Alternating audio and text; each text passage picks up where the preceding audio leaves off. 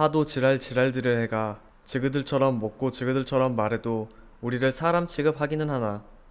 인기리의 시즌1을 마치고 곧바로 시즌2 제작을 발표한 애플TV 오리지널 시리즈 파친코에 나오는 대사입니다. 대사에서 유추할 수 있듯이 일제강점기 조선인들의 삶을 중심으로 4대에 걸친 서사를 다루고 있는 드라마입니다. 드라마 파친코는 평점 사이트 로튼토마토에서 다수의 평론가들이 호평을 보냈고 다른 평점 사이트에서도 높은 평을 받았습니다. 그리고 CNN, 롤링스톤, 인디와이어 등 기존 언론들도 극찬을 보냈습니다. BBC는 파친코를 한국의 눈부신 서사시라고 평했고 M&E에서는 올해 한국의 최고의 드라마라는 평가가 이어졌습니다. 평론가들 뿐만 아니라 대중들의 평가도 높았습니다. 방영되던 시점에 국내 OTT 전체 순위 1위를 차지했고 해외 사이트에서는 전체 TV 시리즈 4위를 기록하는 기염을 보였습니다. 그런데 유독 한 국가에서는 애플TV 공식 사이트에 댓글 테러를 쏟아냈는데요. 그곳은 바로 일본이었습니다. 일본 우익들의 비겁한 행동은 이번만이 아니었습니다. 대표적인 예로 2000년 초기에 한국인들의 음경 길이는 9cm이다. 한국인들은 공자가 자기 나라 사람이라고 한다는 거짓 선동, 2002년 월드컵 영상을 악의적으로 편집해 유포하는 등 조직적으로 혐한을 유발시킬 수 있는 유언 비어를 유포해 왔습니다. 이번에도 파친코가 인기리에 방영되자 일본 넷 우익들은 거짓 선동을 시작했습니다. 그들이 하는 주장의 큰 얼개는 일본은 조선인들의 생활을 풍요롭게 해주었다는 것이었습니다. 조선 쌀을 비싼 값에 일본이 사주었다거나 고임금 일자리를 제공해 주었다는 지금은 캐캐 묵은 주장들을 이어가고 있었습니다. 1930년 한국의 신문 기사에는 한국이 일본의 쌀을 비싼 값에 수출할 것이라는 기사가 실려있다. 파친코는 항일 교육 우등생이자 창조의 천재가 만든 것이다. 전쟁 후 많은 한국인, 러시아인, 미국인들이 일본에서 민간인을 강간하고 학살했습니다. 특히 러시아는 불가침 조약을 무시하고 침공해 만주와 쿠릴 열도에서 참사를 일으켰습니다. 이 드라마는 완전히 허구입니다. 파친코는 북한의 최대 수입원입니다. 드라마 파친코로 벌어들인 돈을 본국에 보내고 김정은은 그 돈으로 일본과 미국을 공격할 미사일을 만들고 있습니다. 드라마 파친코의 작가는 북한 항일단체 회원입니다. 드라마는 단순히 반일적인 것이 문제가 아니다. 그 돈이 항일단체에 전달되고 있고 북한의 미사일 개발 자금을 지원하고 있다. 대충 보아도 정말 그렇게 믿고 있는 건가 하는 의구심이 먼저 들 정도로 터무니없는 내용들이었습니다. 드라마에 나온 대사인 하도 지랄지랄들을 해가라는 말이 아직도 적용되는 것 같습니다. 이뿐만 아니라 일본이 잘못을 저지를 리가 없다는 둥, 어차피 조선인들 입에서 나오는 말은 전부 거짓말뿐이라는 둥 광기에 가까운 반응들을 보였습니다. 이러한 일본 우익들의 한국이 새로운 반일 드라마를 전송했다느니 한일합병은 한국에 많은 경제적 도움을 주었다는 등의 반응을 지켜본 일본학 교수는 일본이 글로벌 시장에 자신들의 가해 역사가 알려지는 것이 두려움에 반로라고 평가했습니다. 이어 작년 오징어 게임의 인기를 통해 국경의 벽을 허무는 컨텐츠의 힘을 지켜보면서 그 힘을 잘 알기에 더 민감하게 반응하는 모양새라고 밝혔습니다. 실제로 오징어 게임이 전 세계적으로 큰 인기를 끌었을 때 오징어 게임에 나오는 게임들은 일본의 것들을 배경한 것이라는 억지를 부린 전례가 있습니다.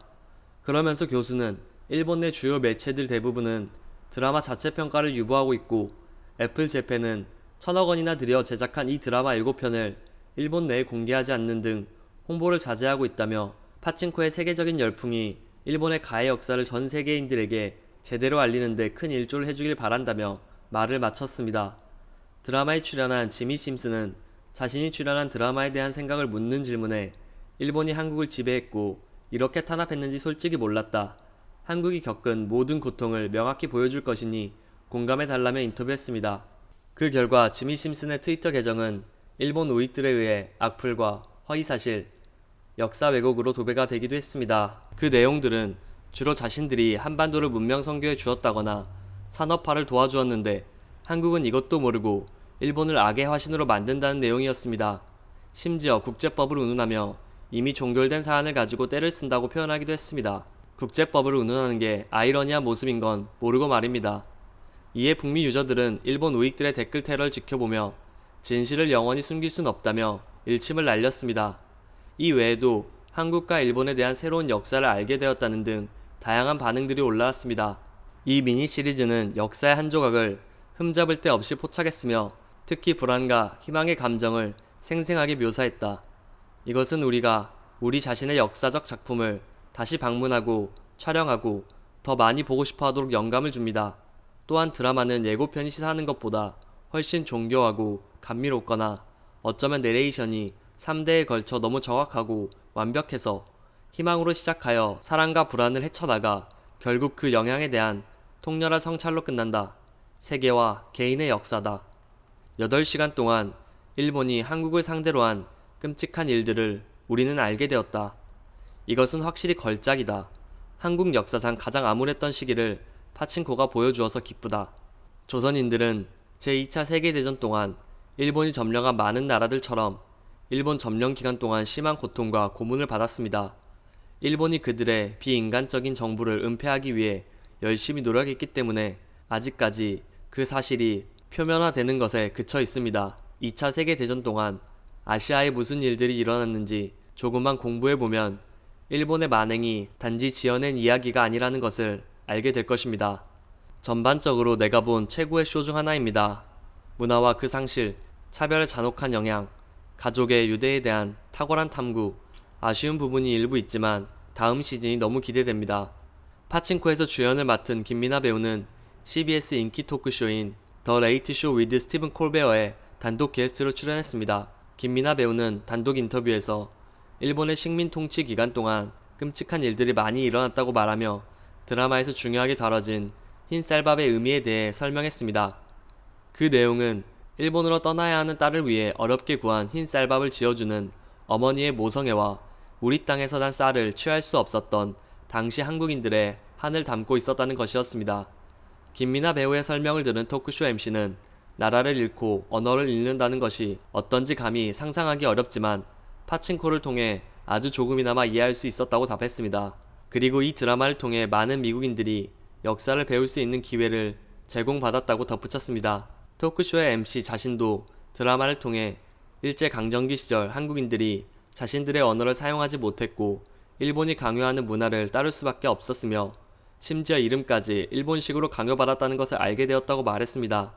또한 수십만 명의 사람들이 강제노동과 위안부로 강제징용되었고 강점기가 끝난 후 한국인들이 이를 극복하기 위한 노력들에 감동받았다고 했습니다.